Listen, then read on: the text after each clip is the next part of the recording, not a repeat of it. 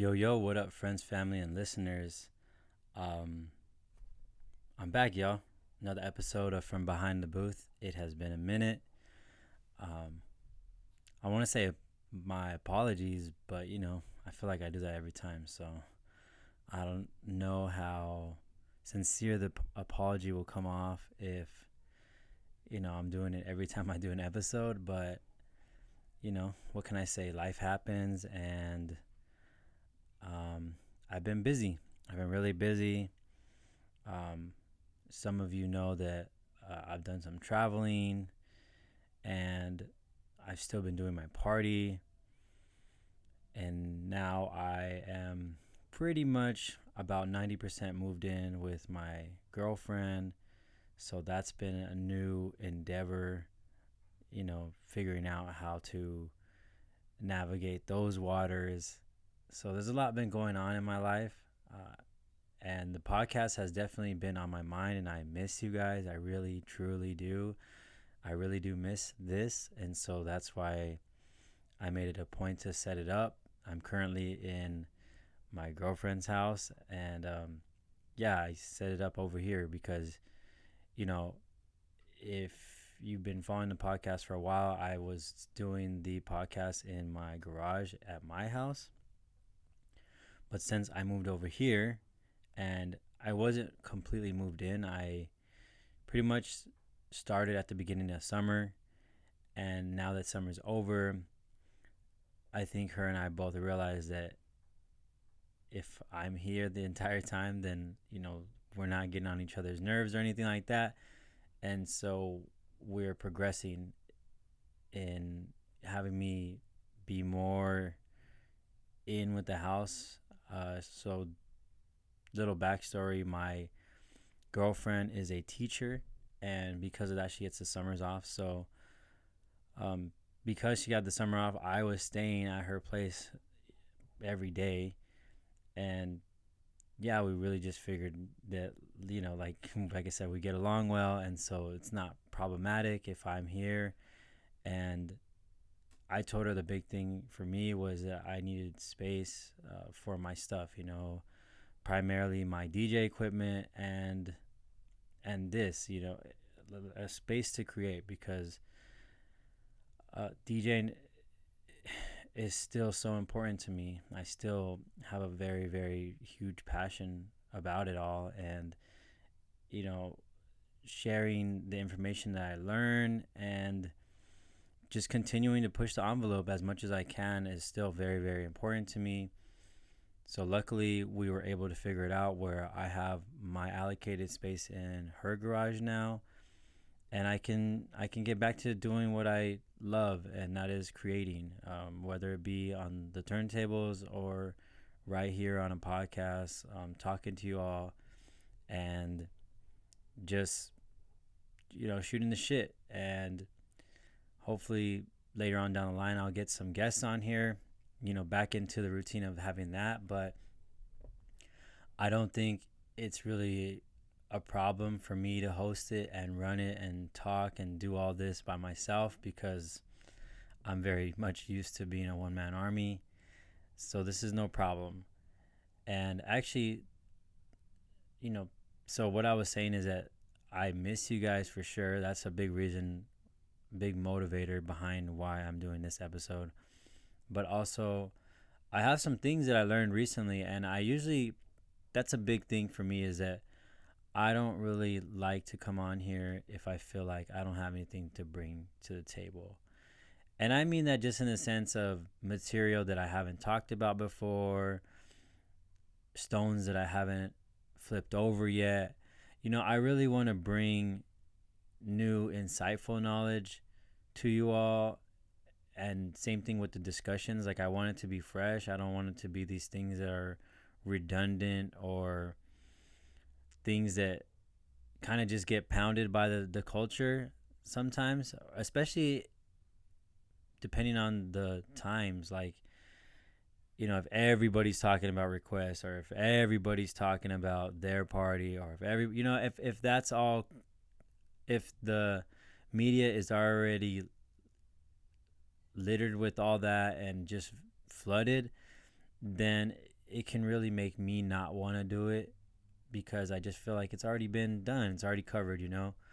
So I will say that that also takes a big part in why I take my time with each episode that I push out, because I want to try to bring new stuff that hasn't been presented.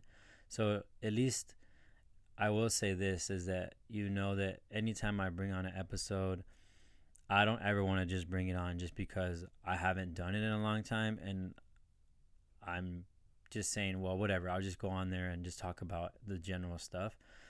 I still have those things in mind. I still have this desire to wanting to be as fresh as possible with the material, um, and just make sure that it has substance, because I want you all to listen and gain something from it. I don't want it to just be like noise in the background, and that's fine. You know, if you can't listen to every word, I completely get that. But I do want you to learn something from it, and I want to bring something to, you know, to your attention, or something that's been has been brought to my attention, and that's saying a lot for me because I've been DJing for 11 years, and you know, it's not like you're always getting something new every time, or at least something that you feel like you can share. And so, although I haven't been on in a while, I feel like I've gathered some things that I definitely wanted to talk about, and that has been a big motivator as to why I, you know, finally set my stuff up and we're here today so that I can share some knowledge that I've gained in the recent months. And my apologies, of course, for being hiatus, but we're here now. I'm happy to be back. Let's get into some topics that I've been wanting to cover. So first of all, I'll say this, that as far as music goes, I haven't had a lot of new music coming in, um, at least in the top 40 area. I will say that. So before, I don't think I've ever really talked about my music downloading practices on here so much. But just to give you an idea of what I was doing, is that I'm subscribed to a couple record pools, and I pretty much was downloading like maybe weekly or so. As of recently, I haven't been really doing that. And for one, I will say that it's in part because I haven't been getting booked a lot. I haven't had a lot of top 40 or club spots that have been booking me as of recently. So because of that, then I feel like personally, then I haven't needed to really be really sharp on that. And also, I've been listening to the radio. I know it's the radio, but I also do listen to Spotify for new music as well. But I've been listening out for new music, and I really haven't heard that much in the past couple months that I feel like, oh my God, I need this. And you know, any of the really really popular tracks I have been downloading, but I haven't been too heavy on keeping up with downloading stuff right now. Um, and like I said, I think it's primarily because I haven't had a lot of gigs in that space. But I will say that I have been, as of my recent downloads, most of my recent downloads have been either Amapiano or Afrobeat. Afrobeat really has my heart right now. I love Afrobeat. I'm trying to do more events with Afrobeat. Um, really looking to hear more Afrobeat. I just love it. I really do love it. And today is August 30th, but next month will be September, and I have a wedding that I'm doing. Shout out to 21 Crowns. I'm DJing his wedding, and I'll be playing Afrobeat there. He's gave me the green light on playing Afrobeat there, so I'm super excited about that. Making sure that I have my music, you know, nice and just polished up. Make sure I have it all queued up and I'm ready to go on that day. So I'm excited about that. Oh, let me take a little water break real fast.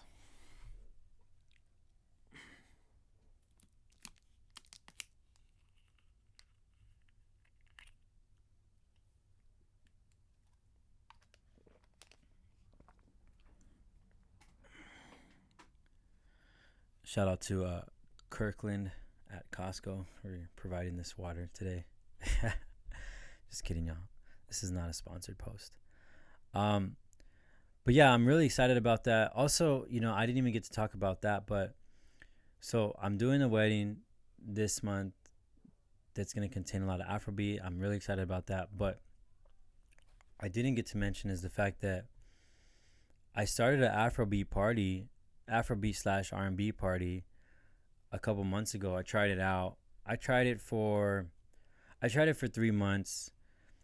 It didn't work out so much, to be honest with you. The first night was really good. The first night I probably had like 30 people in there, and I think that's pretty good considering it was literally the first night, and I think I promoted it maybe like a week or two ahead of time. But we got some heads in there. We got some vibes for sure. Met some cool people, and that was being held at the Stowaway in downtown LA. Really nice spot. It got redone. I think what it was before was El Dorado, and yeah, it got redid. And I feel like that spot's always been a struggle whenever I've gone there, like people wise. I don't know if it's because it's hard to find or what it really is. Maybe because it's downstairs. I don't know if it's a promo thing, but I've never really seen that spot. Excuse me. I've never really seen that spot cracking like hardcore, to be honest with you. So I'm not sure, why that is. But I went there like I think a couple months prior, maybe I want to say maybe like in March. I think I went there in March or so, and I went to go see my buddy Alize play, and it has two rooms. So it has a main room, it has a back room. The back room is small, like you could max it out there like probably around 60 to 80 people, it looks like. I mean, if you're swamping it, maybe 100, but it's a small back room. Um, so yeah, I know what we went for. It was me and my girl, and we went for St. Patrick's Day. That's what we did.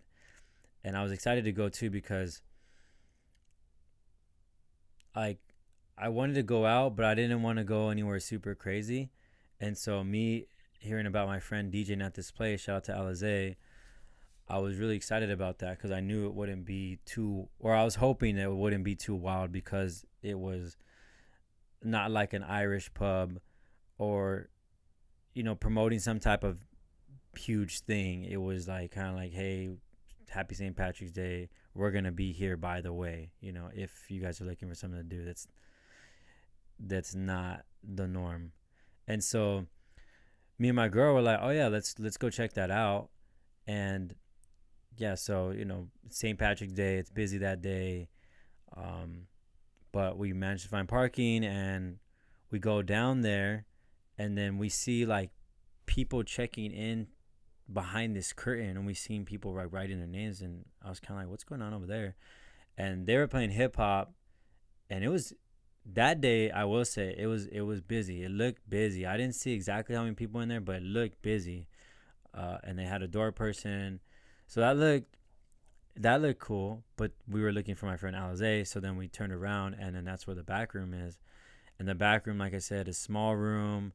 My friend Alize and his friend, I'm forgetting his name right now, but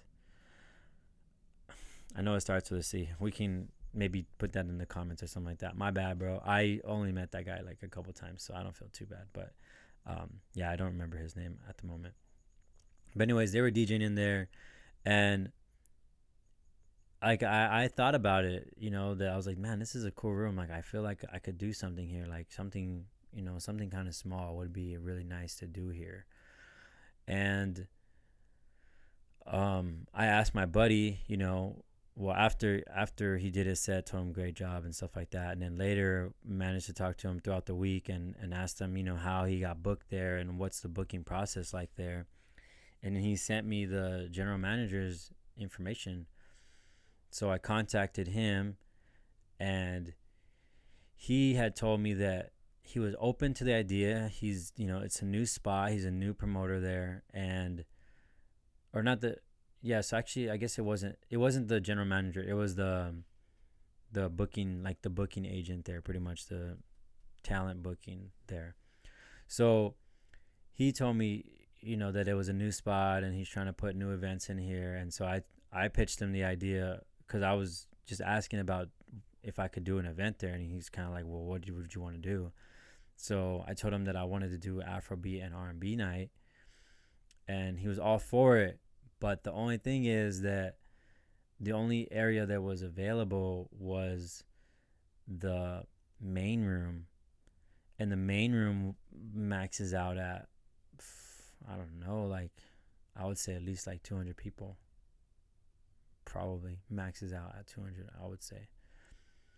So that's a big difference. That's a big difference in 60 to 80 people in a tiny spot that's like maxed out, but it would look swamped, versus this spot that allowed for 200 people. And because the small room was booked, he had the main room available for me on a Friday night, I think, on a Friday. And I was like, you know what? It's our first one. Like, let's give it a shot. And like I said, I had like 30 people there. So 30 people there on the first night that we did that, that was a good look for us. But I knew that people didn't know me to be, still don't know me to be an Afrobeat DJ or to know how to play Afrobeat. Um, I don't think people look at me in that light. So I think that that's one reason why I was having problems with the following events, because the following events participation was really, really low. So I think that that was one big factor in that.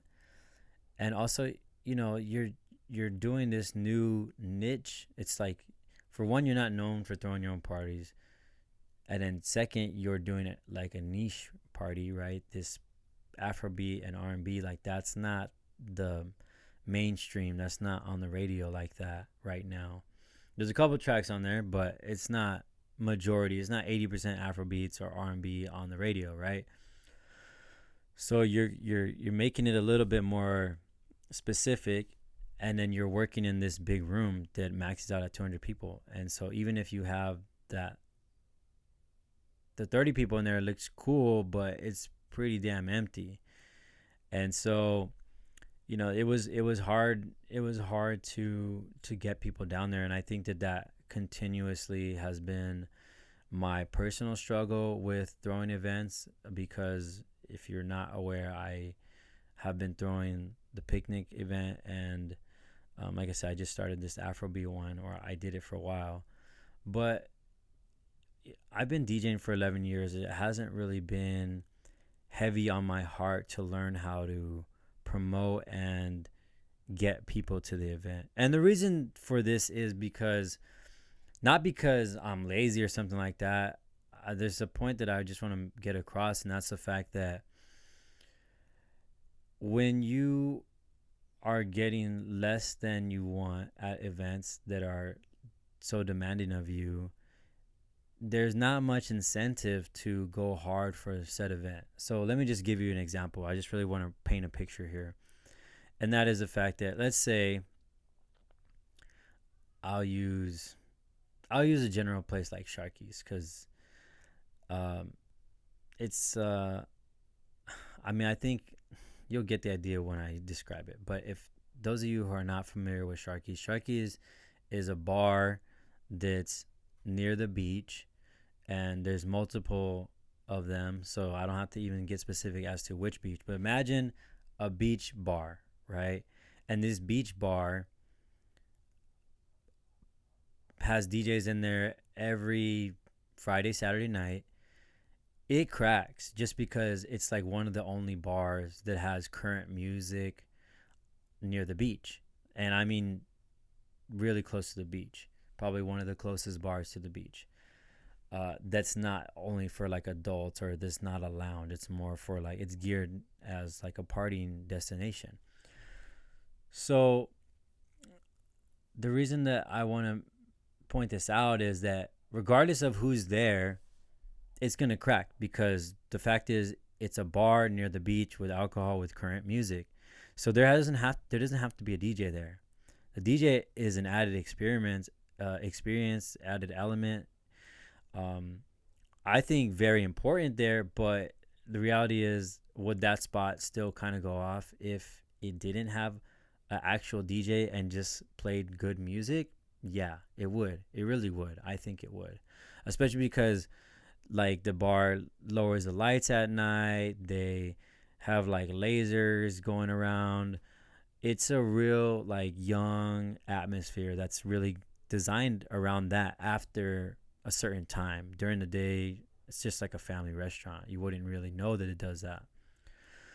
So my point is this: is that that type of spot, typically the DJs that that play there, they don't get paid a lot because I don't know their specific reasons, but I could go down a list of reasons why I speculate. And for one, like I said, the spot's gonna go off regardless of DJs or not. So that's why they're not really that incentivized to pay the DJ a lot, right? Another reason is that it's a generic format. Top 40, the most popular hits, that's generic format, right? Like that's, you can go anywhere and look up on any website what are the top trending tracks, and then expect those tracks to be played that night at that spot. So that's what I mean by a generic top 40 playlist. And so because of that, you're not that special there as a DJ because that's what you're expected to play. So majority of the people that are playing there are playing that stuff. So again, if you can just play that stuff, then you're gonna be a hit there. Um, and so the thing that I'm trying to really get you all to understand is that this spot, it goes regardless of like what DJ is playing there, right? So if a spot like that hits you up and is only gonna pay you, like they're saying, hey, the budget is, and this is real money that has been going on for a long time, but oh yeah, we'll pay you $100 for 1 hour, and they're not. I don't know. I don't think they are because that's the way it works, right? They're paying you for that set solely, but there's not a lot of incentive to promote that event because for one, maybe it doesn't align with your brand, or if it's solely just top 40, then maybe that might not align with your brand. Um, and it's really not a lot of money. So again, there's multiple reasons why it's not really that incentivized to promote it in any edition that you absolutely need to. So prime example, like if I played there and I promoted it, let's say I promoted it Monday, like I knew it was coming up the week of, so I promoted it Monday. I was like, hey guys, I'm gonna be at Sharky's this weekend. Come through. I'll be there from whatever, from 10 to 2. I'm doing the whole night, right? Let's just say that. And I was saying $100 an hour. I wasn't saying just for the 4 hours, but I haven't played it in a long time, so I don't even know the rates, to be honest with y'all, at this point. But I wouldn't be surprised if it hasn't changed much. Anyways, so if I do a post Monday and then I do maybe a post and I'm DJing there, I'm DJing there Saturday. And I do a post maybe Friday and then Saturday, like that's pretty good, right? But I think that's about the extent of my promotion that I would do for that event because, like I said, it's not that motivating. Um, you know, and I mean, if my friends are looking to party, then and they ask me like, hey, what's going on this weekend? I'll be like, oh, I'm at Sharky's. Come through if you want. Come through. But there's a lot more motivation behind a DJ who really wants to play at said party. Like let's say that you really want to play at the Rec Room or the R&B and Ribs party or my party, whatever party you want to do. Like, this is all just hypothetical, y'all. So if you've really wanted to play there and you're getting paid good and you're excited about that set, then you're gonna be more motivated to invite people typically, because not only is the party cool, but also that you're gonna do a cool set for that party, and so you want people to see you in that light. At least that's my mentality. Like, if I prepare a set and I really know that I'm gonna crush it, and I know that the crowd is gonna love it, and I know I'm gonna do a good job, then and I'm getting paid good, then I'll definitely be more motivated to put together a set and promote and tell people, like, hey, I'm gonna play at this spot. It's gonna be dope. You don't want to miss it. I got a killer set planned out, so come through. And I'll tell people my set time, and if they want to hear what type of stuff I'll be playing, I might tell them, give them a little idea. But I'm gonna hype it up, and that's an example of an event that I would really want to promote versus a party that, it doesn't really matter per se who is behind the decks at that moment. And the people could care less. That's the thing that hurts me the most too, is that when the people could care less about it. And I don't know, maybe that's the ego thing of mine, but I love it. I love it when people are paying attention to the music and they can appreciate good music, and the fact that I've, searched the entire internet for some of these tracks and did whichever way I had to get these songs, whether it was, digging heavily deep on record pulls or searching the internet and, listening to Spotify and SoundCloud and Mixcloud and just doing all this research where I, created this curated set for an hour for you, for your enjoyment. Yeah, I'm going to be more excited to promote about that. So I say all that to say that I haven't been that much of a promoter, as a DJ. It's my focus, and I don't regret the way that I was operating, and that is the fact that I was focused very much so on the music side of things and not so much on the promo side of things. I don't regret that. I value the talent that I have, and I love that I put in those hours to work on my craft. So that aspect I don't, but I just understand that that's not my forte as far as the promotion goes. So that's something that I'm learning, and that's something that I have to be patient with myself with. And I will openly say that it's frustrating, and I'm glad that I'm actually talking to you all about it, because it kind of has me step back right now live. Really, I'm stepping back and kind of just reminding myself that is the truth of it, is that I've been DJing for 11 years and DJing comes so easy to me, and I can make a video and, my first try sometimes as far as routines go or whatever it is, or doing tricks and stuff like that. And I can do that like that with the snap of my fingers, but this promotion stuff I've been working on for 2 years now, and I've been getting upset with myself for not having what I want. And like I said, I'm currently taking a step back and reminding myself that, hey, like, it takes time, and the reason that you can do all those things with DJing so easily is because you've been working at it for 11 years, whereas this promo stuff, you've been working on it for 2 years, and even that is less than 2 years, because it hasn't been 2 years consistently.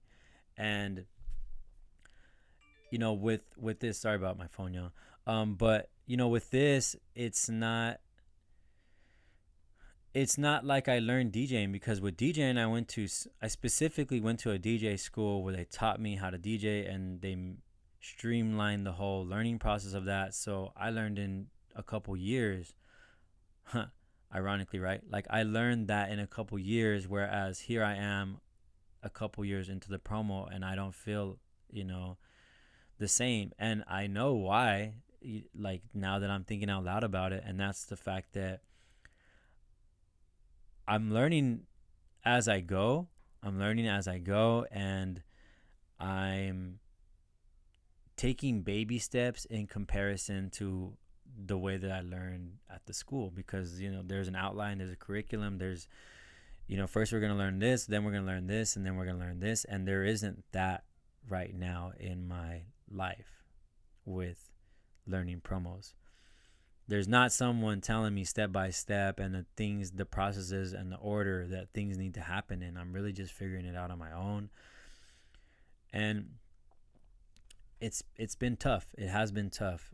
But I'm trying, and I feel like those areas are some of the things that I do want to talk about. I mean, I had a certain order that I wanted to do it, but I guess it really doesn't matter. And so I think that's a perfect segue to talk about the whole promo and the fact that, so I've been throwing the picnic party for 2 years now, a little over 2 years, because I technically started in like at the end of summer for the previous 2 years. I started in last 3 years ago, September. I'll say that. So anyways, I'm still pretty new on all of it. And the party only goes in the summer, and I did a couple in December. I don't know. No, I did one in December and I did one in October. And then I stop, and then it doesn't continue back up till summer. So again, I haven't been doing it consecutively, the promo side of things. I haven't been doing the promo side of things consecutively for 2 years. It's been more like, probably in the total months is probably a year, a little less than a year. Like if you take in all my parties that I've even done, it's only, that's a shame too. I feel like I should have a total tally on how many parties I've actually thrown. But I'll say we're about to be at 10. Let's just say that we're pretty close to 10. And I've tried a bunch of things, y'all, and I think that really when you're in this space, and if you're ever in this position, then you will do the same thing. Or if not, then maybe this might be a warning or a moment where you proceed with caution and understand that this is the struggles that I'm going through, because I'm trying to do it on my own. Whereas maybe if I learned marketing in college, or I took a marketing class or something of that nature, then this might be a lot easier process. So whichever way it helps you, I hope it helps you. But I've really just been trying different things, y'all, just trying to make it work. And so I've played with bottle prices. I've played with pretty much the cover fee. So that's the amount that it costs for people to enter the spot. I've made it free RSVP. I've made it ladies free. At this point in time, I'm making it all free. I'm making it free for everyone. Trying this out as another side experiment. I'm really just playing around with things. I tried doing bottomless mimosas for an event. I haven't played with the time yet. Some people have mentioned maybe I should play with the time. Give me a second, another water break.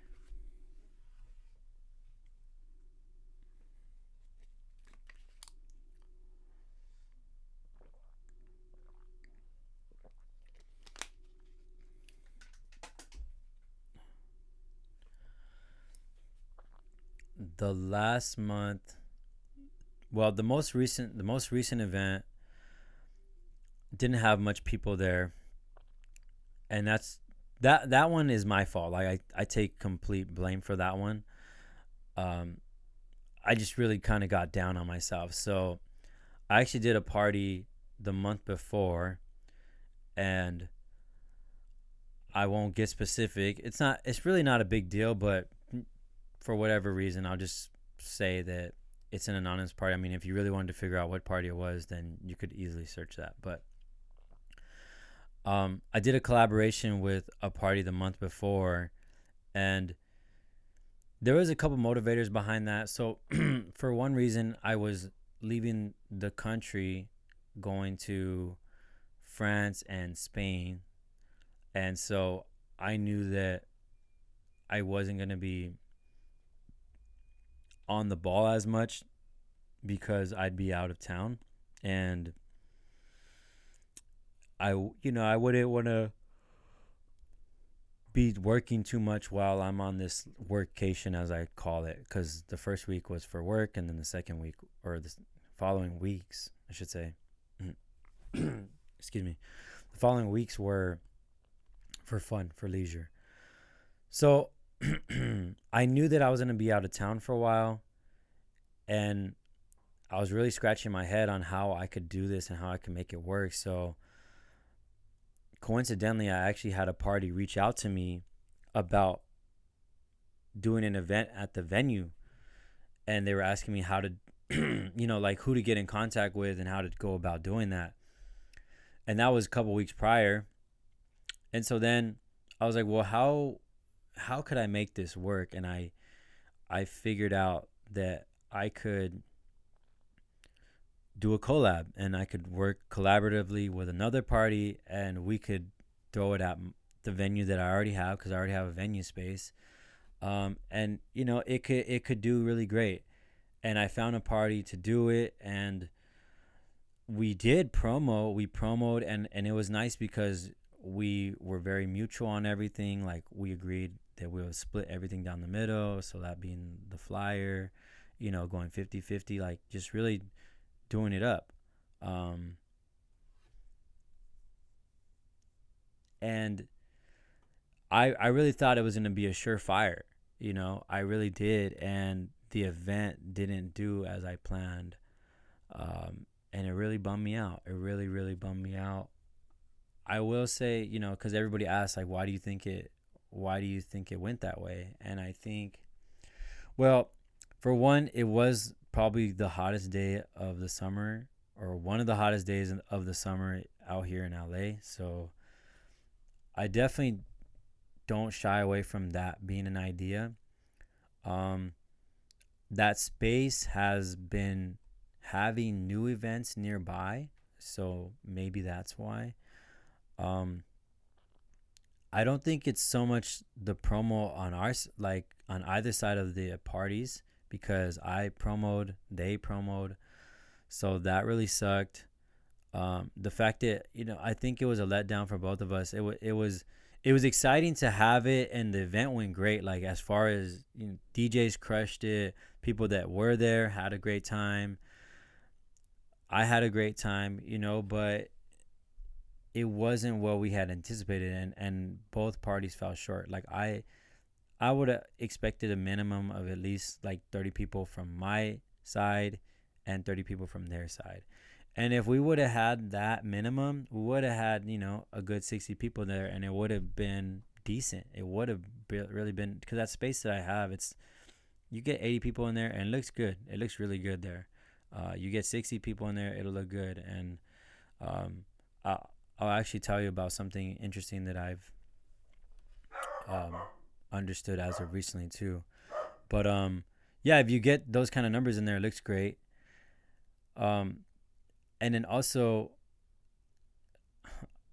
like, I'm getting on a little tangent here, but I should have had a little pen and paper. But I'll say this: one thing that I learned is that in that space, that's like been a tweak of mine, is that if you have tables and you make them reserved, or RSVP only, like pretty much the VIP tables, right? Like, there is a strategic motivation there, and that is the fact that if you do that, then people are standing, and if people are standing, then that allows you to create a crowding effect, right? So that's something I've learned, and these are the little things that I feel like, these are the things that if I ever wrote a book, like, I could write a book about some of these strategies, on how to make a good party, how to make a party work. And I if there was a book that had been sent my way in doing all this, I would have read it for sure, because I was asking before I started the parties. I was asking questions like to people, to my mentors, and I asked the My Favorite DJ podcast before, but I was asking around trying to, see what the recipe was, or get any type of insights on how to go about starting your own party, how to run your own party, how to maintain it, how to do that. Any insight I was really looking for, and I never really found what I was looking for. So I think these are some of the things that I'm talking about right now that I think are really, really gems, that they're the little things that you experience when throwing your own event. And if you're really trying to analyze it, and because things aren't working, then these are those minor adjustments that will really help you focus. So yeah, back to the whole table thing, and I mean that in the sense of like it creates crowding for like the look. Personally, the people that are there, like it makes people feel like it's kind of busy there. Um, Also for photos or video for media, the crowding looks great because then you can do the video promo and it can look more hyped than it is. And the reason why that's good, and I'm not even gonna front, like some people be like, oh, that's fake or that's fluff or whatever it is, and yeah, I mean, you watch anything on the media and anything is fluffed up, anything and everything, and I can almost guarantee that whoever would say that, we look at their Instagram and there's fluff in there some way, some shape or form.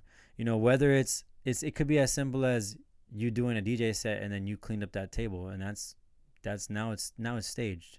Like it went from organic DJ table with all these beer bottles that you had around your table because you like to drink when you're DJing, to, oh, like let me present the right image and I don't want people to think that I drink a lot. So there's gonna be that everywhere and anywhere, right? So yeah, that's one thing that I learned though, is that if you put those signs out, then it creates a crowding effect, and now when you do this content, then you can output it so that it looks like it's crowded. And the reason why too, because people want to go to a Kraken event, they don't want to go to an event where like they're the only ones there majority of the time.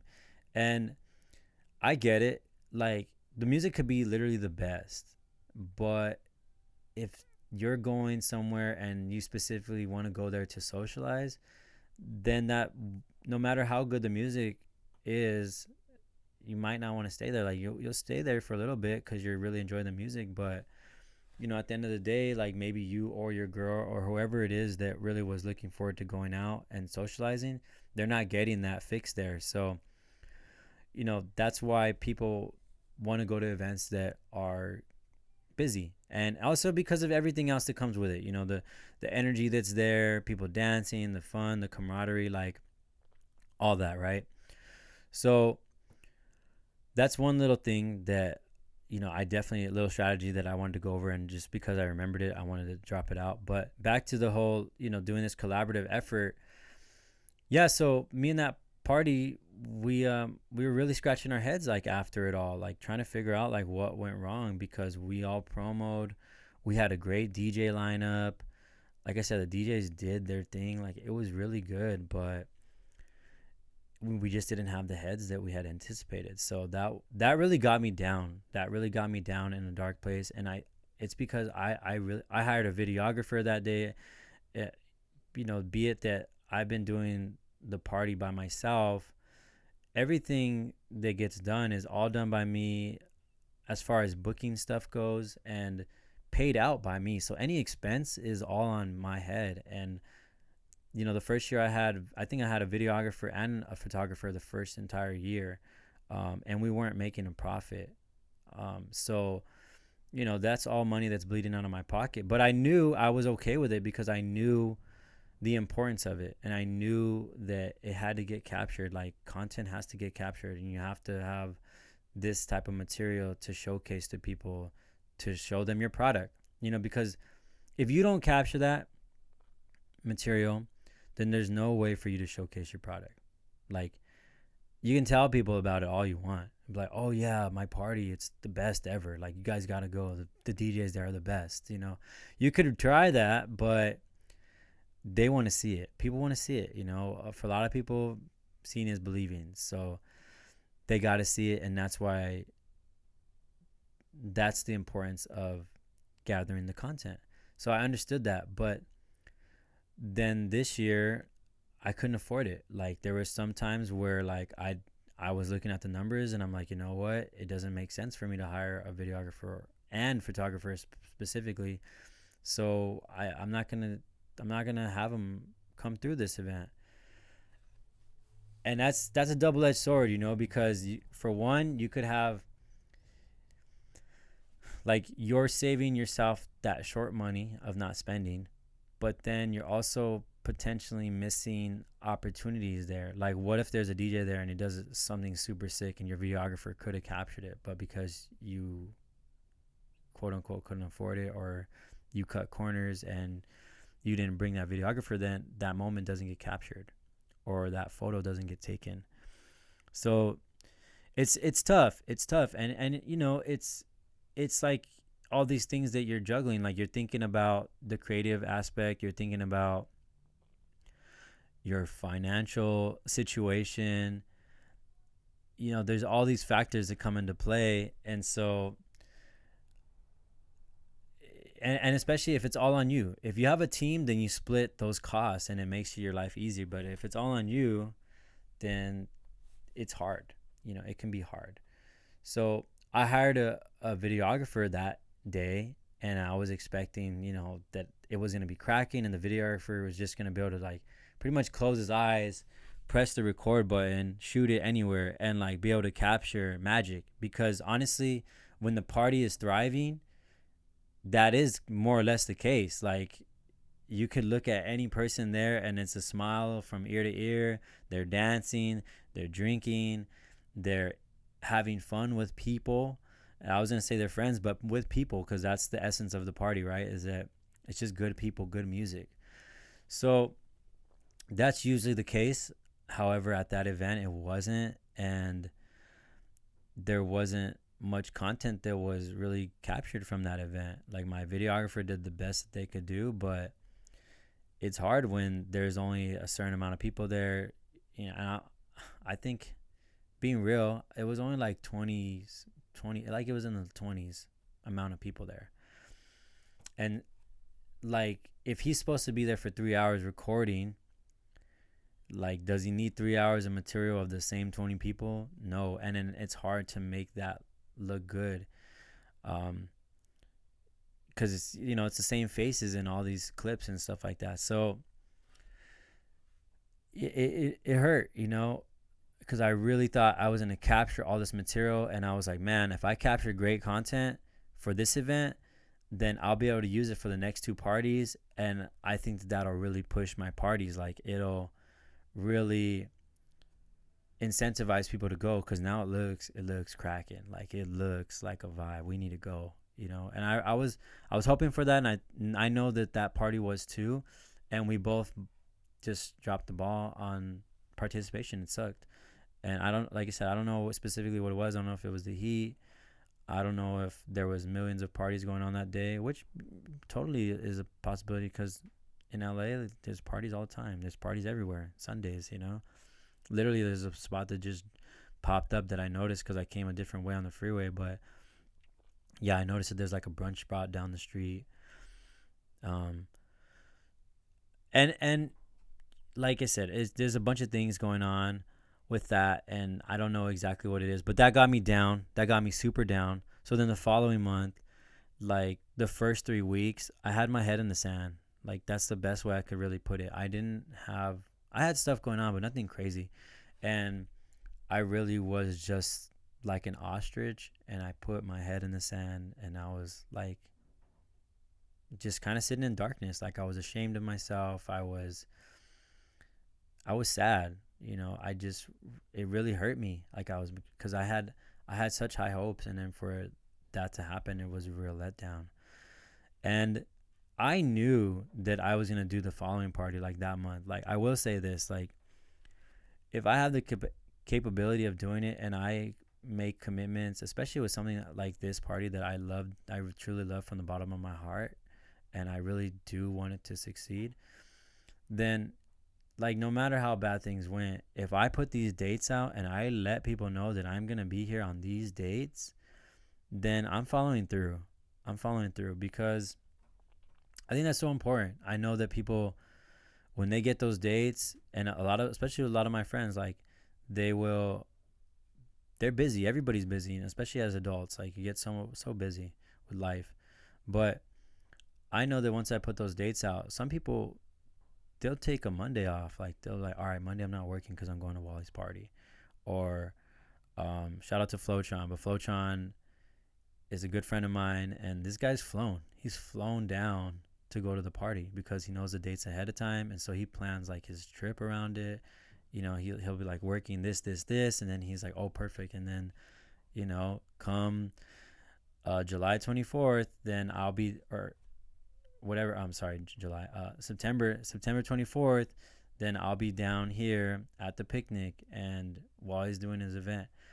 So I take a lot of pride in that, the fact that I have my own event, and that like I'm very appreciative and thankful for the people that make those type of commitments. So I don't want to cancel. I don't want to cancel anything. So you know, back to what I was saying is that I had my head in the sand. I was really bummed. I knew it was gonna go on, but I was just like, I don't want to think about it. I don't want to deal with it. I was sad, guys. So finally, well, I want to say finally, like the week of, I think I did a video, like a routine video, and that kind of relit my spark. Like, hey, you're gonna have to do this. And actually, full transparency, as of last month, and that's why I know, like that's why I have a lot of patience with myself for last month. But last month, like I said, the first 3 weeks I had my head in the sand, and the party's at the end of the month. So first 3 weeks are gone. That leaves you a week to throw an event. But at least I think I had already created on Eventbrite, but I hadn't booked the lineup. I booked the lineup like the week of. So the event was Sunday. I booked the lineup on Wednesday, which is horrible. I never do that. I always book it. I even like wrote it out to make an active practice of doing it at least a week of the first week of the month. And that's just my preference. I know some people that do it like months in advance, but I'm not there yet, guys. So bear with me. Shout out to Bossa Nova. I know Bossa Nova does it like 6 months in advance. The first time he booked me at Mom's Bar, he hit me up like January. He's like, hey man, you want to play in August? I'm like, August? I want to play next week, bro. What you talking about, August? But like I said, I'm not at that level yet. But yeah, so I booked the DJs the Wednesday before, and I didn't create a flyer. I did, but I created it like the day of. Just very last minute, you know. And I knew that I was gonna throw an event. Like I said, I just had my head in the sand, and I just was dreading it. So finally, when I like pulled my head out of the sand, I was gonna say more so pulled my head out of my ass, to be honest with you guys. When I pulled my head out of my ass and stopped moping, then I was able to start getting some things done, you know. And so that day I booked the people that were available. Shout out to the DJs that played. Really appreciate you guys. So that's Inject, Try to Book Mars, my homie B, and myself. And then also shout out to my buddy Jose, aka Classic, because he set up the event. I had a event that day at USC. I was doing like a tabling event with all their orgs. Shout out to my boy Demarie, who booked me on that, Legendary Speaks. But yeah, he he plugged me in, but my boy was setting up for me. So I really had a lot of help that day. I'm trying to like make sure that I didn't forget anybody. I hope I didn't. Even though I know it just passed, but sometimes people call me fish memory or Dory because I don't remember that well. My brain consists of movie quotes and music for the most part. That's about it. Um, but just did everything super last minute on it, and I appreciate the DJs that played because they actually did a really great job. It was good for me because that was the silver lining of it, is that even though there wasn't a lot of people there, the silver lining was that I heard my friends play and I hadn't heard them in that light. It's a different light. Imagine knowing a painter or a musician, right? A musician that like is a classically trained and they know how to read every note, and they're, when you hear them, they do note for note, like tone for tone. It's all very structured, right? And that's the way it can kind of be when you hear DJs in this confined space. Like you hear DJ at an 80s spot or them doing a college party or whatever it is. Like it's confined in the music a lot of times. But when you allow creatives to be free and do a freestyle, you never know what you're gonna get. You like you really don't, and that's like the crazy thing, and that's such the exciting such of the exciting part that I love when I have DJs play at my party. That's the truth, is that they get full creative space and then they do whatever they want and they never fail to surprise me. They really don't. And no matter how much of an idea how I think these people play, when they actually do that set, they just always surprise me. They just never cease to amaze me. So shout out to the guys that played. That would be Inject and B, and myself. I played. But yeah, those two, I had never really heard them in that creative freedom, and so it was awesome to hear them live and doing it. It was dope. They both had like edits. They both had a unique sound. They both went their own direction. Like I loved it. I really, really loved it. And I think they did too. They had a great time. So I was very fortunate in that. That was a silver lining. Like I said, the event didn't go like it didn't go absolutely terrible, but it didn't go how I wanted it. But how much desire, how much want, how much enthusiasm could I have had behind it, considering I knew I didn't do my part, and that is all the things that needed to get done beforehand and ahead of time, and not book people the week of so that they can only promote it for a couple of days. Like had I give all these people this time, it could have been a whole nother event. And I know that. I knew that in the beginning of the month, but it is not what I wanted to do because I was so bummed. So let that be a learning lesson to y'all. Like there's gonna be times when you get down, but if you know what needs to get done, do it sooner than later. Because we all know that procrastination is it can be real bad sometimes, especially it can be really bad in an event when things actually need time. Like it's one thing to procrastinate when it doesn't really matter, like the consequences aren't that huge. Like if you procrastinate to put the trash out the morning of the day the trash goes out, it's not that big of a deal. Like yeah, you're rushing around that morning to go do it. It doesn't matter. But if you're doing that on the day that you have the biggest interview of your life and now that's going to make you late, then that's when it can really be a pain. And sometimes you don't know when that procrastination can really impede you. So then the best practice is to just do it when it needs to be done, right? Because then you never roll that dice, and because you never know what could happen. Like maybe you weren't expecting to get the biggest interview of your life that day and you get a call, but because you didn't do your due diligence, you didn't do what you're supposed to, then you made yourself late. So yeah, that's something that, as a growing pain, as a learning lesson for me. It was tough. I was in a tough space, but reflecting on it, that's also been a huge motivator as to my next event. So my next event, and I just want to verify everything. I don't want to be putting out wrong dates, and I know I should know these like off the top of my head, but I don't. So let me just verify. And I said it right though.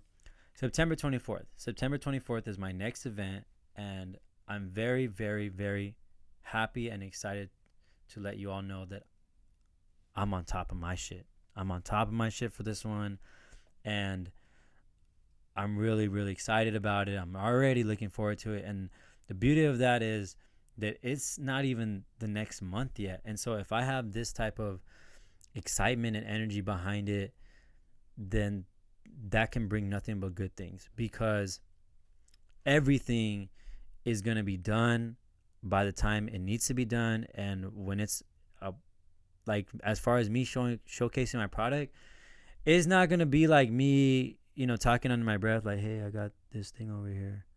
Like, oh, hey, maybe you guys should come to my thing. It's on Sunday. Like, this is the thing that I'm going to shout from the top of my lungs because I'm so excited about it. Because I've done my work. And that is, like I said, the learning lesson. And there's so many things that I already got on top of that I'm getting proactive with. So it's exciting. So for one, I have the DJ lineup already set. Like I said, I booked it the week before in the last event. So I have the DJ lineup set.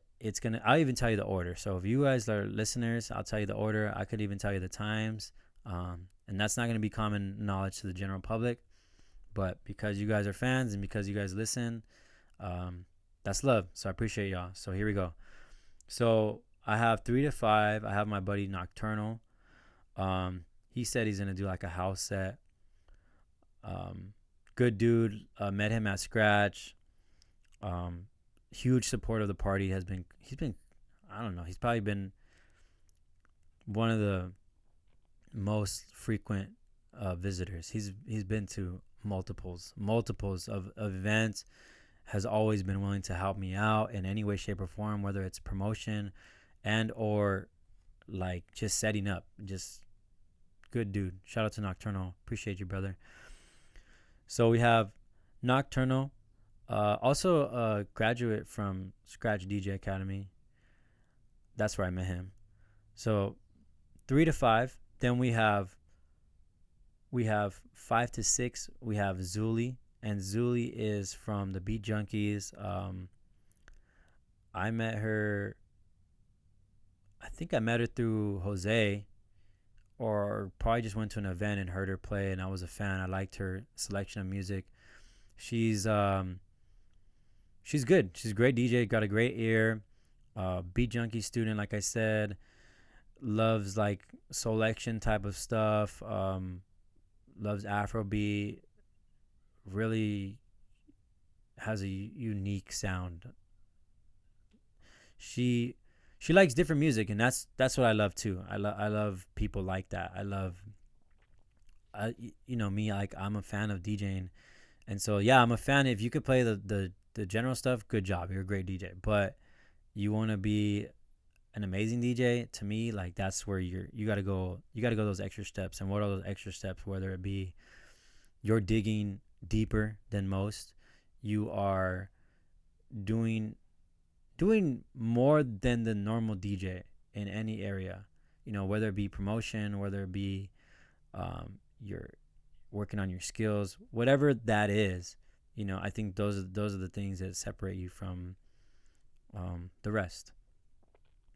So we have her on, and then we have my boy Gravity on, and Gravity will be celebrating his birthday.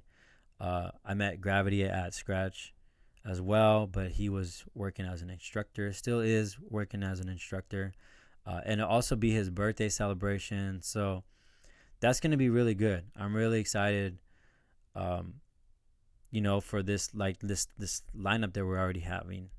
And the energy is going to be there to celebrate a birthday. And then the headliner, very happy to announce, just booked them yesterday. We have the one and only Mr. Chalk. Mr. Chalk did the season opener for the first year, and that was the most participated event. We had 80 people there. I had the bottle sold out. Um, yeah, so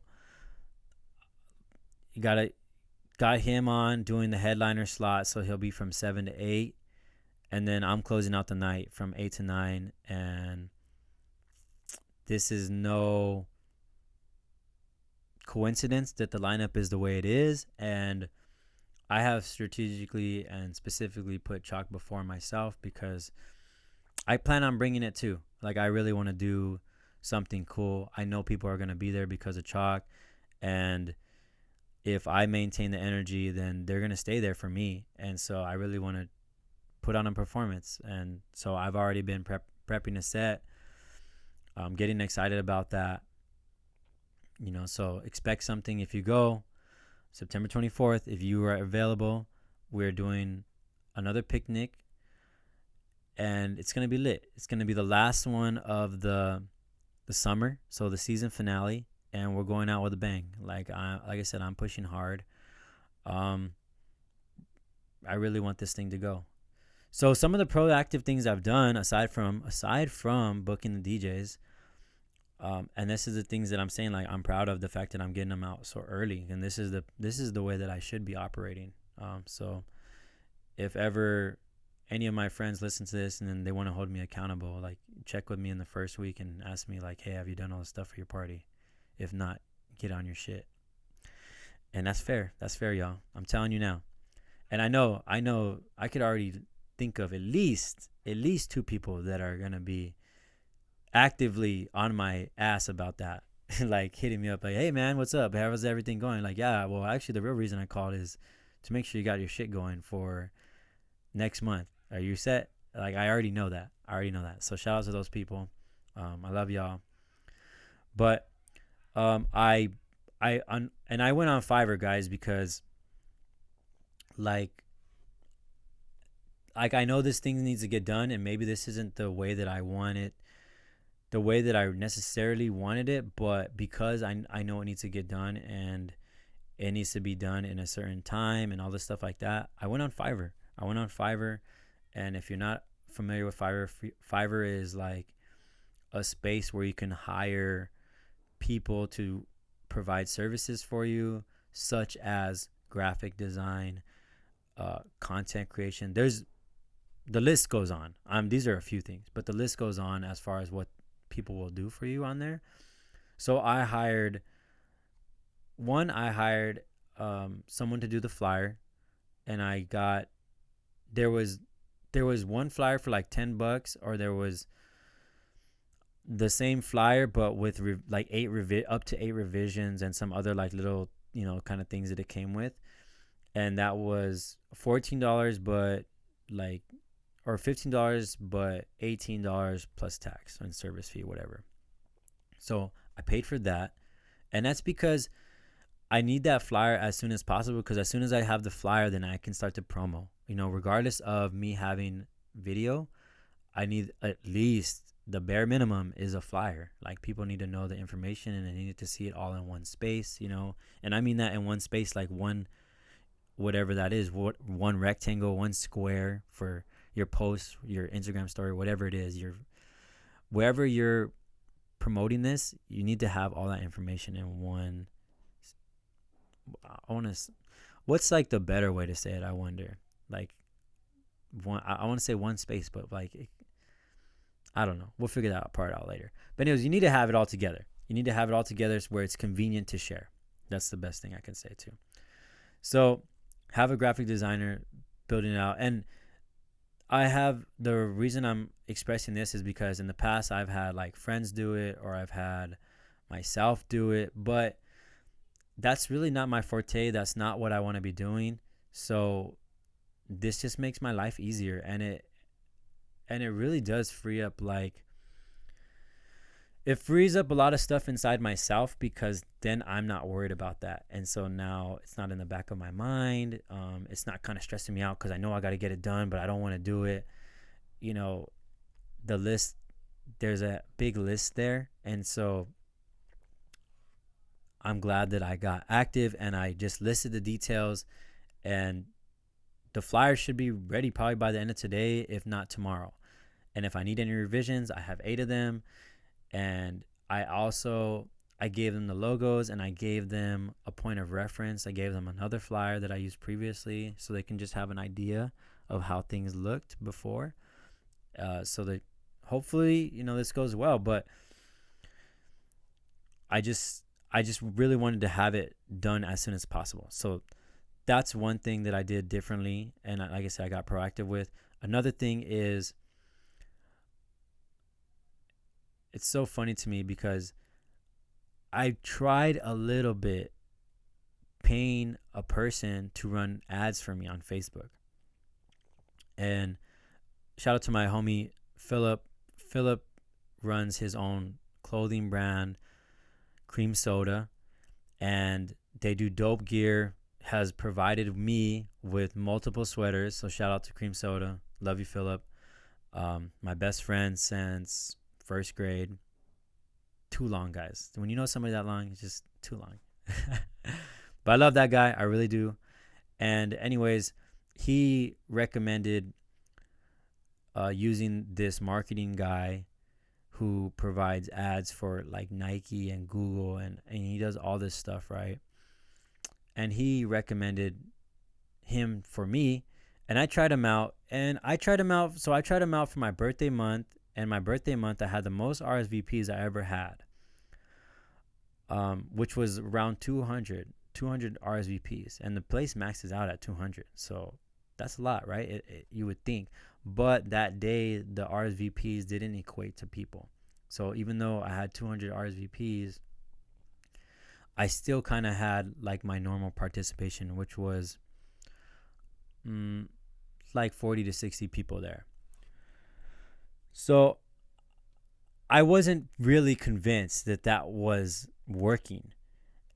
And then I used them again on this last minute promotion, but I think I hit them up a week before, but the promotion didn't kick in till like Monday, the week of. So again, I think that was my fault. That was too little of time, and I didn't get a lot of RSVPs for pretty much, I only promoted it for a week. I didn't get a lot of RSVPs. But this time around, I'm trying something different. So on Fiverr, well, I was trying to think about, people tell me all these things all the time, like just all these methods, all these ideas, and some of them stick, some of them don't, some of them seem redundant, some of them seem obvious, some of them I've already tried. There's all these things, but like I was really kind of scratching my head about where have people said they seen my party or like learned about my party, or how do they know about it? And it's so funny to me because I've been pushing all this stuff on Facebook, but it dawned on me, and here's another gym that if anybody's looking to start a party, and I don't even know if this is going to work, but I feel like it's going to work. I really have high hopes for this. And if it doesn't, it doesn't. But you guys tell me if it sounds like a good idea, because I feel like it is. But I realize that some people use Eventbrite like they use Yelp. And I mean that in the sense of some people go specifically open up Eventbrite and type in free event, day party, day drinking, DJs. Like they just type in these keywords and they're looking for events to go to because they don't know what to do. And a lot of those people, even though they're from here, some of them are from out of town because they don't know the area and they don't know what's going on. So then this is the easiest way. And like I said, that's like their Yelp. Just as if you were on Yelp and you were in a place that you didn't know, but you wanted to go eat somewhere, what do? You open up Yelp, you type in food, you sort it by the highest rating or distance, however you sort it by. If you're a Yelper like that, if you're elite like that, but that's what you do. And so it dawned on me that people do that too for Eventbrite, especially since I remember asking somebody and they told me, like, it was a group of girls, and I asked them like, hey, how'd you guys hear about the event? And they were like, oh, we just found you guys on Eventbrite. It's like, oh, okay.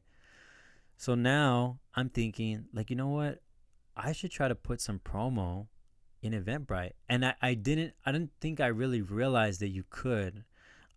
Knew that you could send out email blasts through Eventbrite, but I didn't really. It didn't dawn on me at all. I don't know why. Maybe some of you guys are listening like, "What the, bro? You should have been doing that since day one," you know. And I didn't know that, or I didn't think about it. Whatever it was, but at least we're here now, and hopefully, it amounts to something. But I yeah. So I realized that you can put some sponsored money behind your event in Eventbrite, and that could really kick down some numbers your way. So I found a marketing person that does specifically Eventbrite on Fiverr.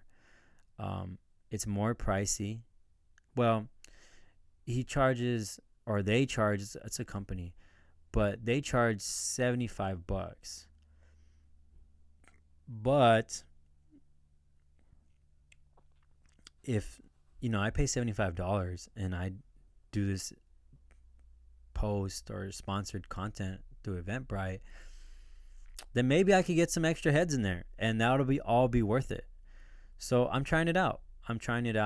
And fingers crossed, y'all. This is just another thing at the drawing board, that I'm experimenting with. But it makes sense to me, guys. Like, people do that. People do that, and I hope that it works. So that's another thing that I wanted to express to you. And these are, like I said, little gems of event throwing, party throwing, whatever you want to call it.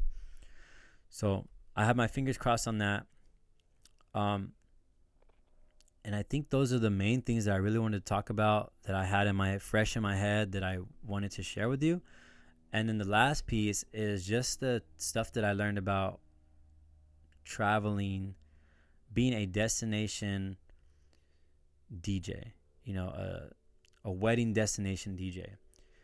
And there's some things that I learned that I had never really thought about. And so I wanted to share those things for anybody that potentially would be doing that anytime soon.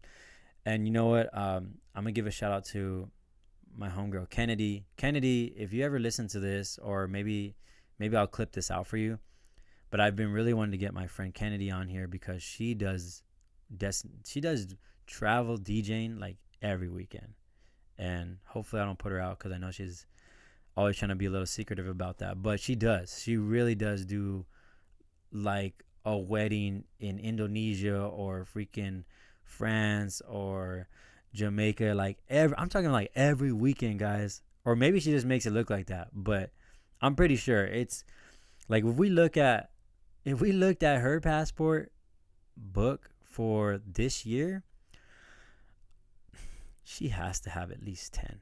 At least, guys. And it's probably more in the 20s, to be honest with y'all. But anyways, I wanted to have her on here to share her experiences, so maybe we can schedule that in the future. I've been trying to get her on, but she just, obviously she's busy, right? But I finally had my first experience, so I wanted in July, and so I wanted to talk about, the things that I learned. And for one, I will say this, like, just to start it off, if you're thinking about doing this, I think the important thing is that your headspace needs to be in the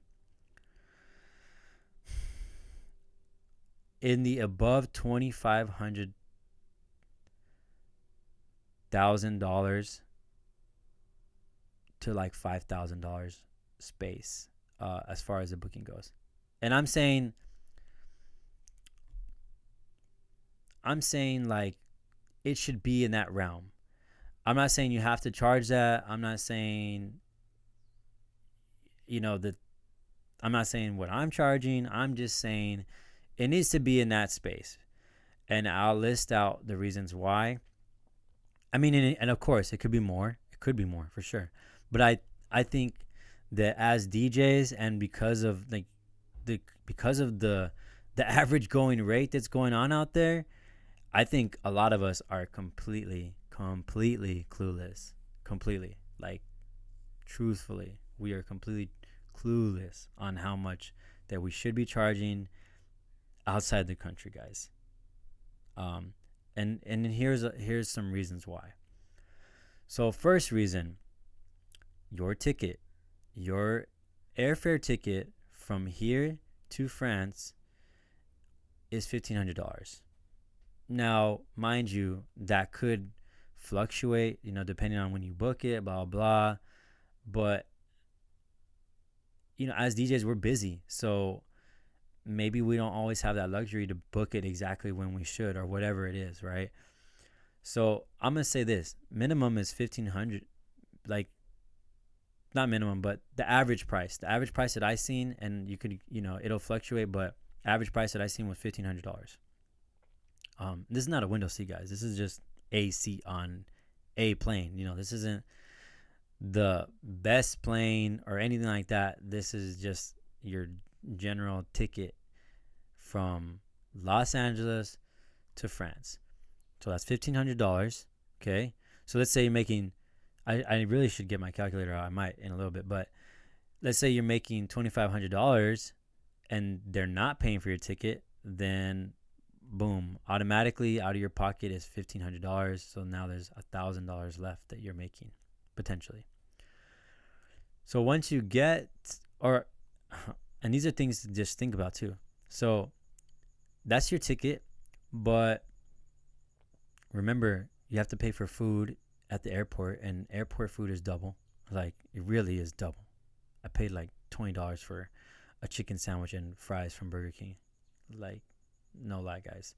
And you kind of have to pay that because if you're going from LA to France, it's like an 11-hour flight, 12-hour flight. It's a far flight.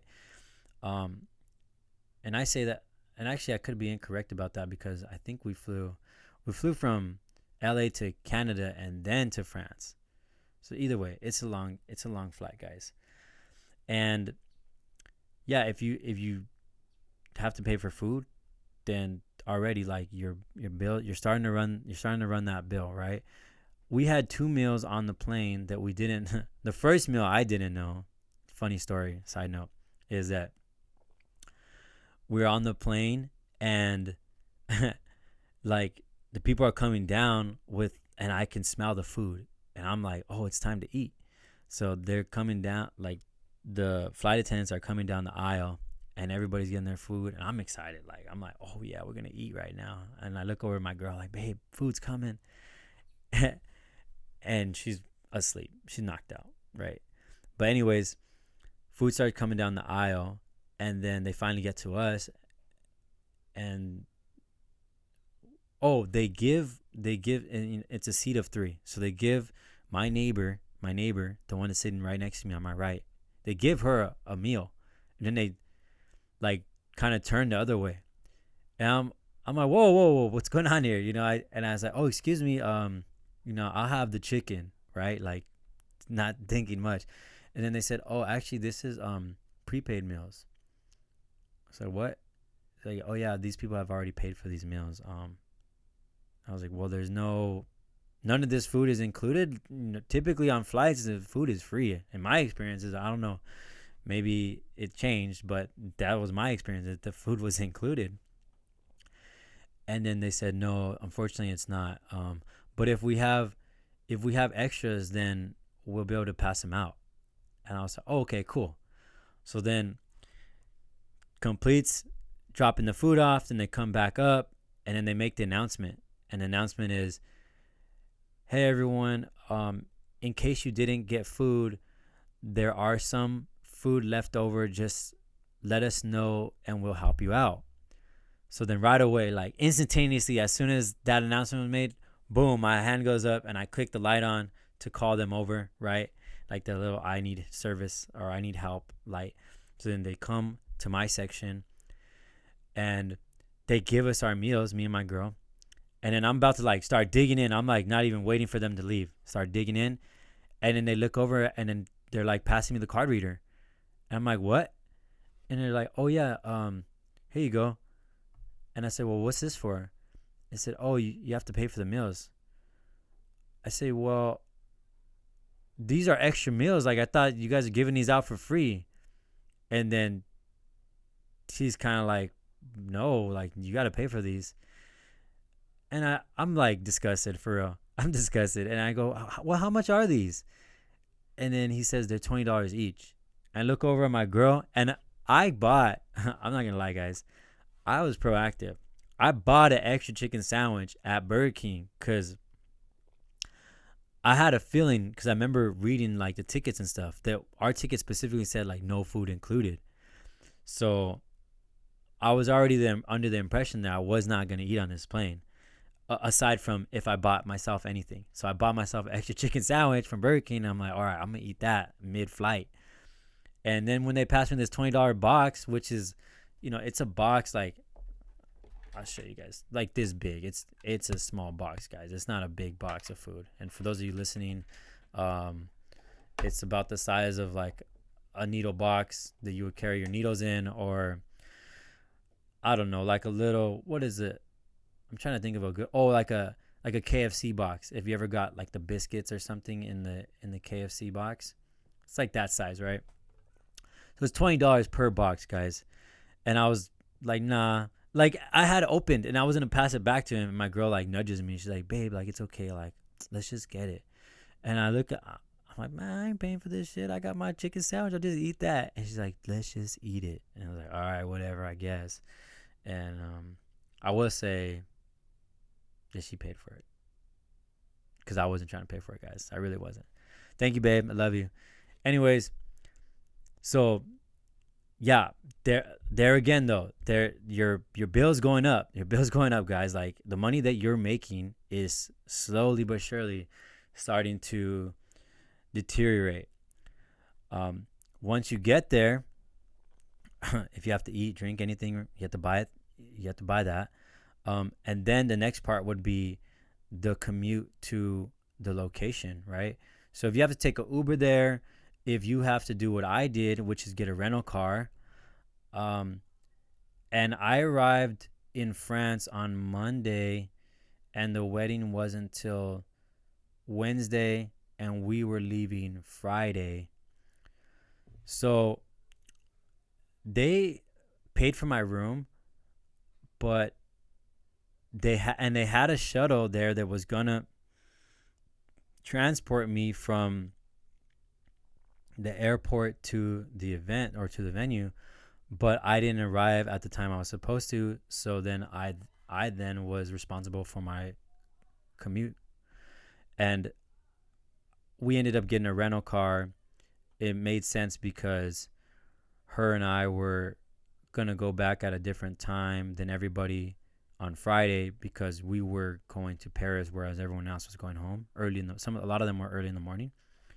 So we got a rental car, but again, that's another thing that you got to pay. You got to pay for the rental car. It wasn't cheap. It was, full transparency, it was $600. It was $600. And that was manual transmission. If you guys are going out there somewhere where it's not as common to have automatic transmission, and I know these are things you don't think of, then it was a good $200, $300 more if I would have got automatic transition.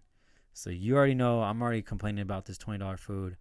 My cheap ass was like, nah, I'm not spending no $300 on an automatic. So I'm gonna figure this shit out. And I will say, I've only moved like 2 cars, maybe a couple cars, maybe less than 5, guys.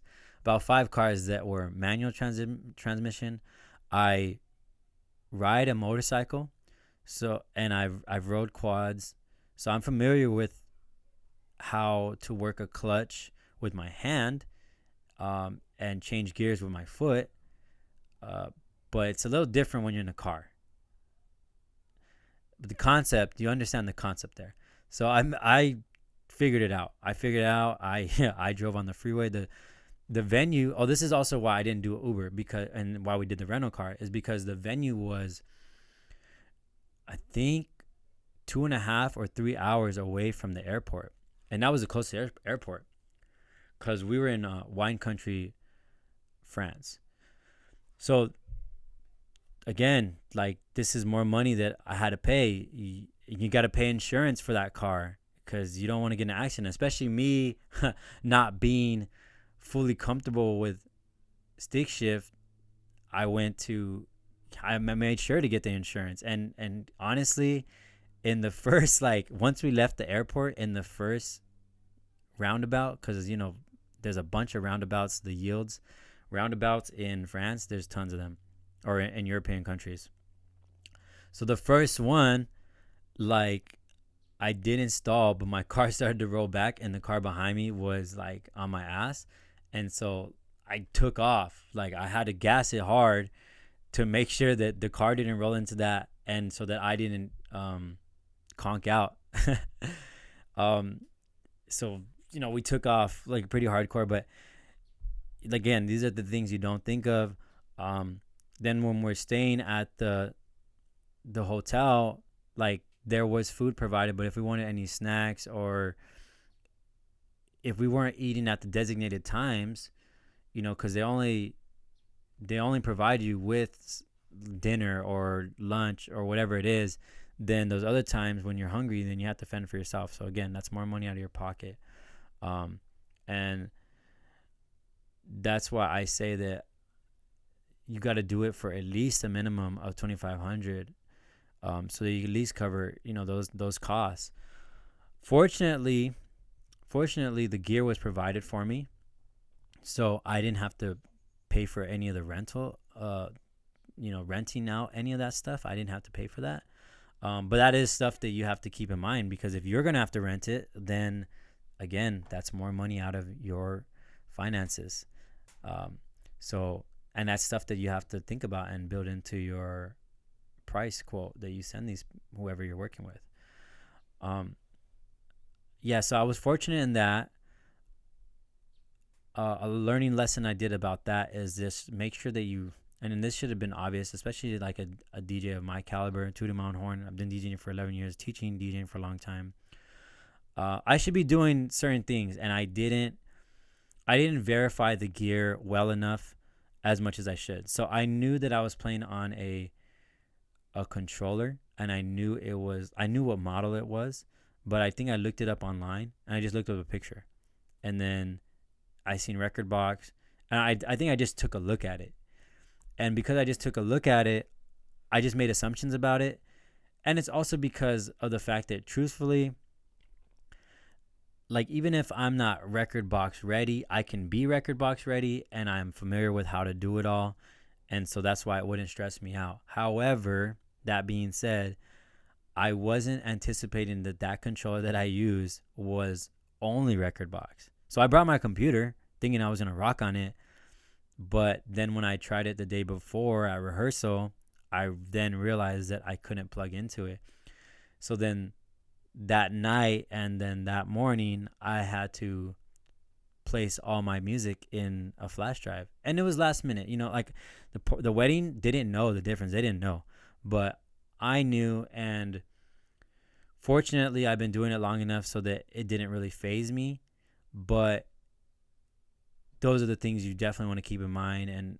And had I done it again, I would have liked to have known that ahead of time, had the music prepared ahead of time, and been more prepared in that aspect. But I rocked it. They didn't know the difference. But these are things that you should be aware of. So make sure you check your gear. Make sure you understand that not only like that it's a controller, but also like what program it's using, and if it's only this program or only that program. Just make sure you double check that stuff. Also, something I think that you should be aware of is that the day of the wedding, the event, it got rained on, like hardcore. It got rained on super bad. Like, just the moment of the ceremony. And that's like the ironic part, right? Is that the moment of the ceremony got super hardcore rained on.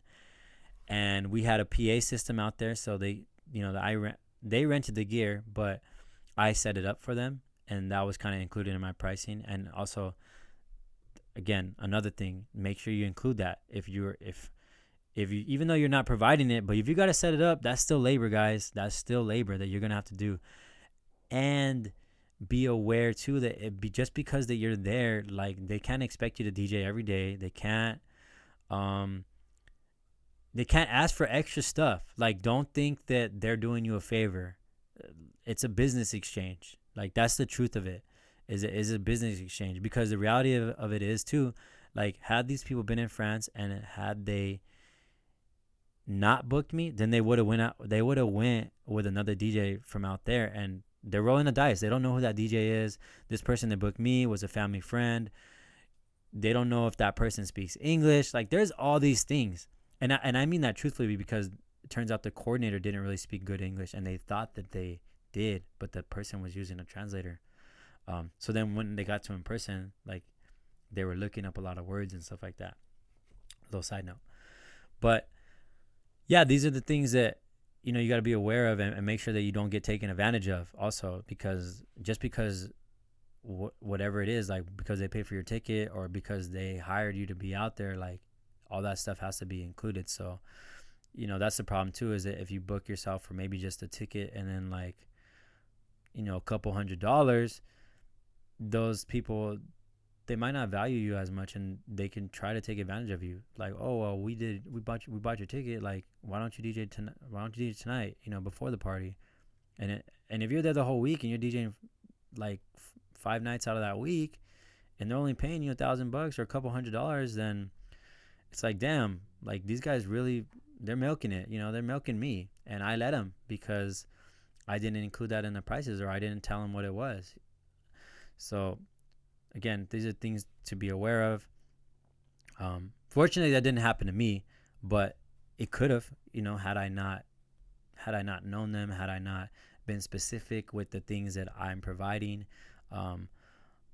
or again, specific with the whole setup of things. Like, if it's required of you to set up, then maybe you charge them an extra $100, and it doesn't have to be nothing crazy, but like, they understand that there is that exchange there, and it's a service provided, because if you don't set that up, then they have to pay a guy from the rental spot to drive 3 hours from wherever he is, because it was wine country. So mind you, that rental stuff was all, like, essentially imported. It's not like stuff that was probably that the local farmer had down the street. It's like stuff that came from the city, and 3 hours.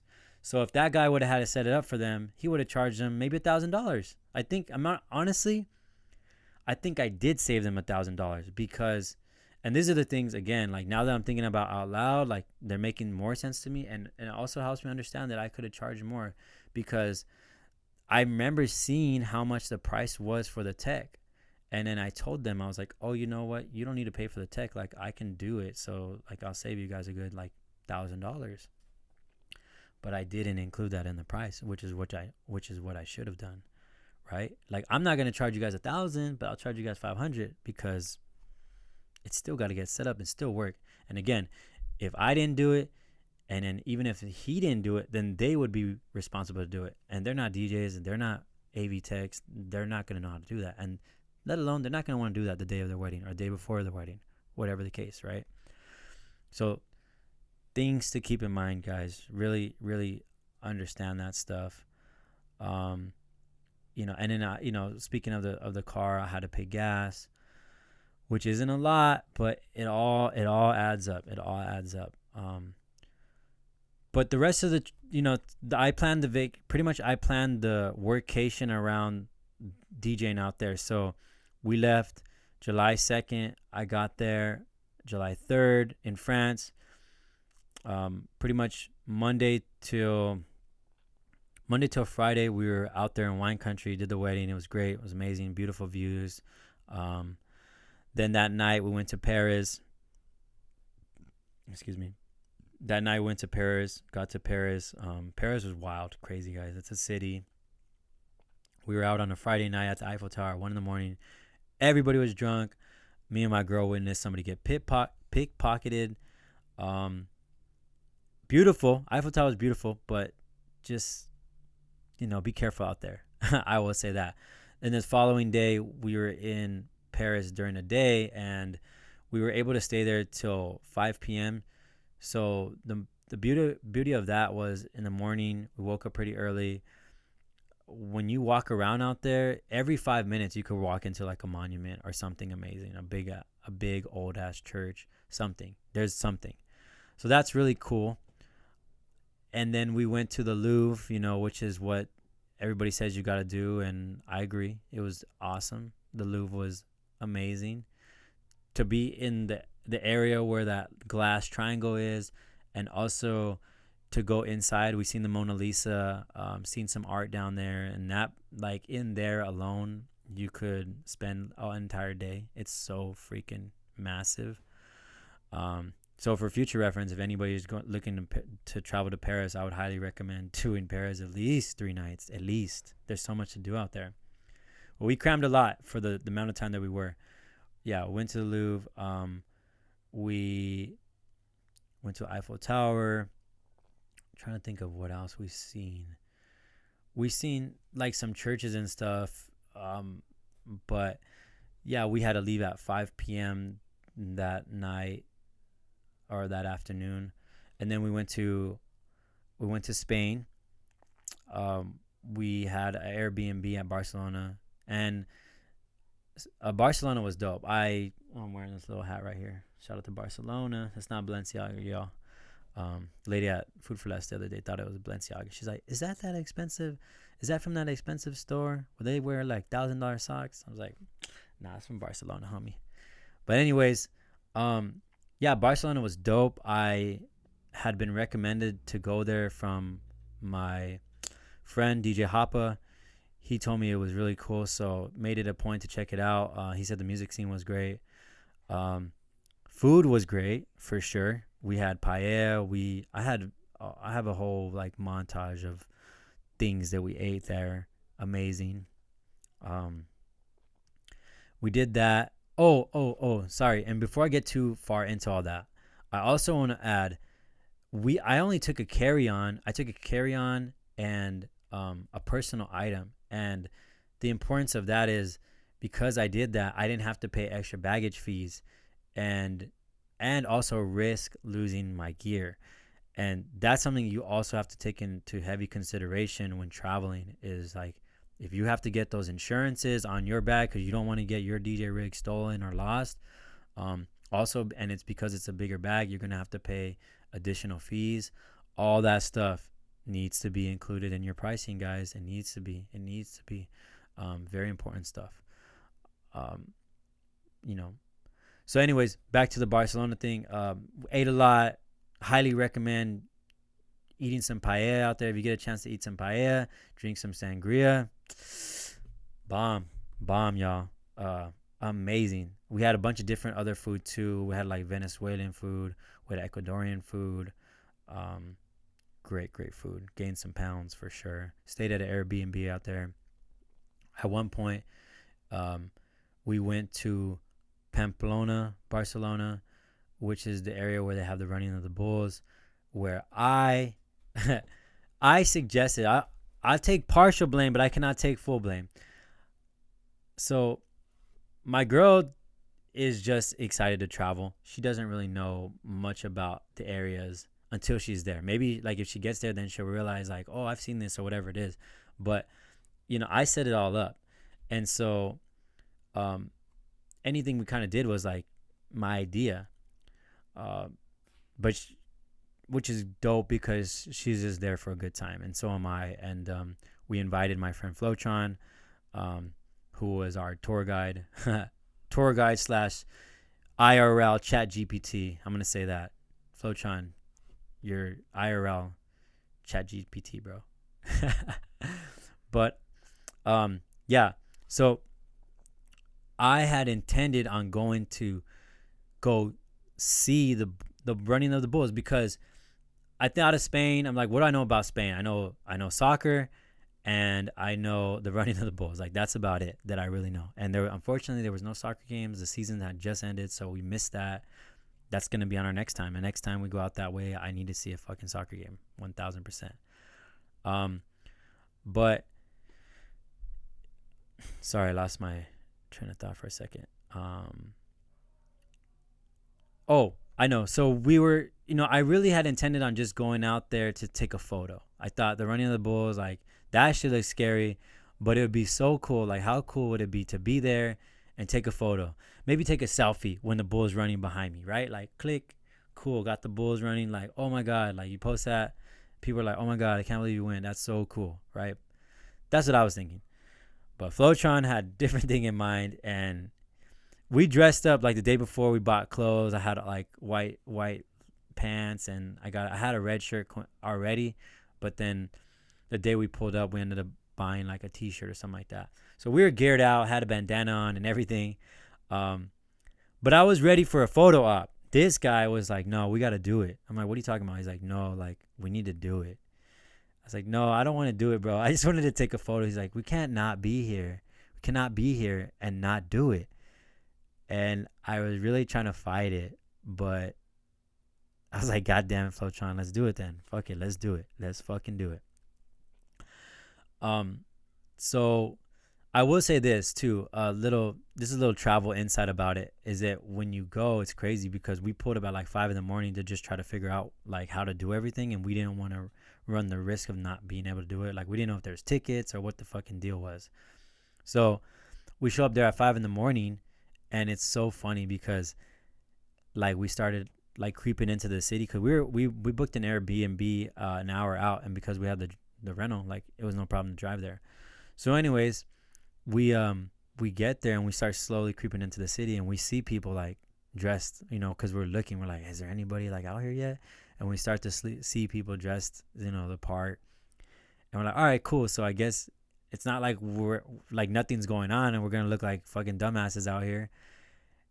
And then once we get to like the actual place where they're running, there's bars open. It's 5 a.m. There's bars open, still going full the fucking throttle. People max like packed in there, drunk. Everybody's drunk. Everybody's fucking drunk. We're like walking in. Even before we were walking there, we seen like a couple guys that were passed out on the floor. Yeah, it's just they had apparently they had been fucking raging since the night before, and it was 5 a.m. and they were still fucking partying. And like and it's a young crowd. Like most people there are like below 25, I would say. Majority. Older people there for sure, but majority of people there were like 21 to 25, like partying fucking hard. So funny to see. Cause then you're thinking too, like these motherfuckers like first of all, how long have they been here? Are they planning on running with the bulls, or are they gonna go home right now? Like, what are they gonna do? And I think it's half. It's like half of them are like getting drunk before they fucking go run with the bulls, and then the other half is going to bed because they did that shit yesterday, which is insane, right? So then, I think it starts off at like, I want to say it started off at like 8, and my girl, we put her in a nice little spot where, because we were there so damn early, we got a nice little spot for her to just kick it because she was by herself. So she had a nice little like little perch, I would say, a little bird's nest to take photos of us. And that whole run into the bulls is only 3 minutes. It's really fast. It's pretty much you get in this street where they put these rails up, and then the bulls have a starting position where they let them out, and then they just run down that street and that pathway, and then they rush them into the ring, which is where the bullfighters are. So that whole process is only a 3-minute process. Those bulls are running full speed fucking through the street trying to get to that location because people behind them are like smacking their ass, or like, they rush them that way, the way they're supposed to go. So that whole process really fucking quick, guys, but I was in there. I have video of it. We did that shit. Shit was crazy. Bucket list. Nobody got, I think we seen a medic that day, and we asked them if anybody got hurt, and they said today was a good day. It was only like a couple concussions. That's a good day. Yeah, I guess, completely better than a horn in somebody's ribs or ass or something like that, right? So we did that, and then pretty much came back. We did Familia Sagrada in Barcelona, did the sightseeing, hung out at the beach. The beach was dope. Side note, or fun fact, there are nude beaches in Barcelona, and they are utilized. I'll say that. I'm not gonna say by who, but that's the facts. And we did go to like the nightclub scene one night. I wish we would have went out to the nightclub scene a little bit more, but I didn't know the niche spots. Like I wish we would have went to like the little cool spots, like a place equivalent to like a Lock and Key or um a Motown Mondays, like a shortstop spot where like it cracks, but it's small and it's not just playing like the typical top 40 shit, right? Some place it's a little bit more, or like a dime, something like that, like Blind Barber, any of these spots that are just kind of small bars, but cool music is there, good DJs are there. We didn't know any of that stuff, so next time if I went, I would definitely want to try to do a little bit more research on that. So we went to the mainstream clubs, and we went on a Monday night, and that thing was cracking. Like everybody's fucking out there. Everybody's out there. But again, really young crowd, like 21 to 26. And we went in the club that claimed to play Afrobeat, because me and my girl were looking for that. And it was like $20 to get in. I will say the $20 got you a drink, which was cool, because it wasn't just like well, not to say it wasn't just a well, but it wasn't just like a fucking jungle juice or something. I feel like usually when it comes with a free drink, it's some like whack. We were able to get tequila shots with that free ticket, so that was cool. But the music in there was really lame. It was top 40. They played a couple Afro beats, but it was like the most played out songs that you don't even want to hear anymore. And then it was a lot of just like American pop. Like I really felt like I was at a prom. I felt like I was at a prom. Like with the age of people there and the music that was there, they're playing like remixes of Taylor Swift and yeah, just really, really, really top 40 stuff. So that was a turn off for me. But it was cool to experience it, and I'm glad like it's those spots. Well, that spot. No, I was gonna say it's 2 floors, but it's not. You actually go down, and the cool thing is that once you go down, if you make it to the other side leads to the outside, which leads to the beach, which is pretty sick. You'd have to technically leave the club, but it's cool that the beach is. That's how close it is. Like it's really, really close. And that's like the scene. Like that's where everybody's going to party hard, like that. The other spot that was right next to it was I think Shoko, and that's a cool spot from what I hear, but it's all electronic music, and so I wasn't really trying to do that. Didn't want to. I think it was $40 to go in there. I wasn't trying to do that, so after that we just called it a night. But I'm glad I experienced it, and then we went to like a couple lounges. There was one lounge that had a DJ, but it was real background stuff. Didn't find any music on like a rooftop, which I was looking for. I thought that would be sick. We did stumble into an event that was free. We were walking around. Oh, we were at a rooftop bar, and I seen some lights like from afar. I seen some lights, and I heard the music, and I was like, "Hey, you guys hear that?" And they're like, "Oh, it sounds like music, but it's kind of loud." And so I was like, "You know what? There's an event going on right there. Let's go down from this rooftop," because it was packed up at the rooftop. There was like it was like reservations only or something like that. So we went down, and I was like, "Let's find that spot." So we went down, walked a couple streets, and then we found it.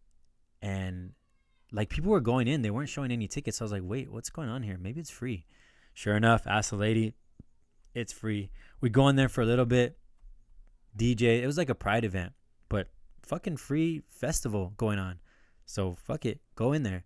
Went in there, we were dancing a little bit, and then I was like, you know what, we need to get some drink. So then we went out, bought some Coke and rum, and then or Coke and tequila or something like that, and then we were sipping on that for a little bit, kind of kicking it right outside like the grounds, and then we finally went in. But then it closed. I think it closed at like 1:30 or something like that. But it was still cool because it was something that we just stumbled upon, and that was in the city. Kind of similar like that you could stumble upon something like that in Grand Park in LA. They throw concerts all summer. So it was really cool that we were able to do that.